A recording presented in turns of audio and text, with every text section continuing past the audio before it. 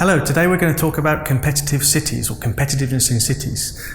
Cities increasingly are becoming one of the key or the key unit of analysis for understanding territorial competitiveness because cities are where most people live. So in that sense, they're a great test bed for bringing together people and understanding relationships. We have a critical mass of firms, of people, of government institutions, of research taking place in cities. And so they're great places and very important places for understanding what drives competitiveness. Cities themselves clearly compete with one another.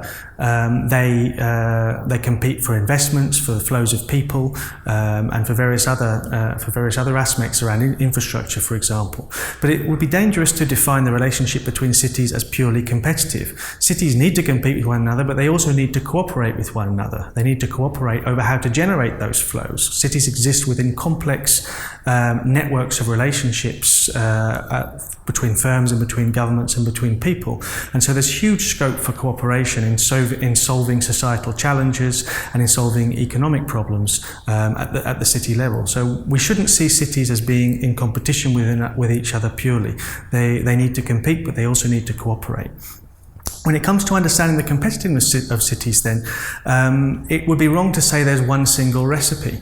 There's no recipe for developing the competitiveness of a city. Each city is very different. They have different types of firms, different types of government institutions, different types of people within cities, different types of activities. So each city needs to find its own way to be competitive. It needs to identify the types of relationships it needs to have, and it needs to identify its own strategy. It's very important, whether we're talking about a region or a country or a city, to have a clear idea of the strategy that place wants to develop over time.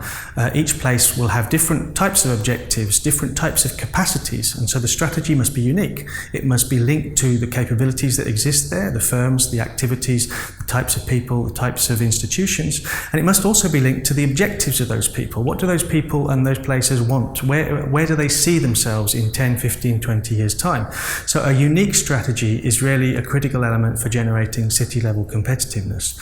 And in particular, if we want to think about developing a unique strategy, then while there are no overall recipes, I would say the one element to any recipe is that you need to create spaces. You need to create spaces for all of those different stakeholders in the city's competitiveness and the city's development to collide with one another, to come together and to discuss, to argue about their objectives, to discuss how they can solve certain problems. So we need a strategy that's alive. It's not simply a document that's developed at one point in time and that sits there, but a strategy that is alive and that is continuously being nourished by processes and spaces where these different agents from government, from private sector, from university research and from civil society come together and talk about the challenges and talk about the solutions to those challenges. And it's through the creation of those spaces within the region that you develop a living strategy that's capable of therefore competing with other places.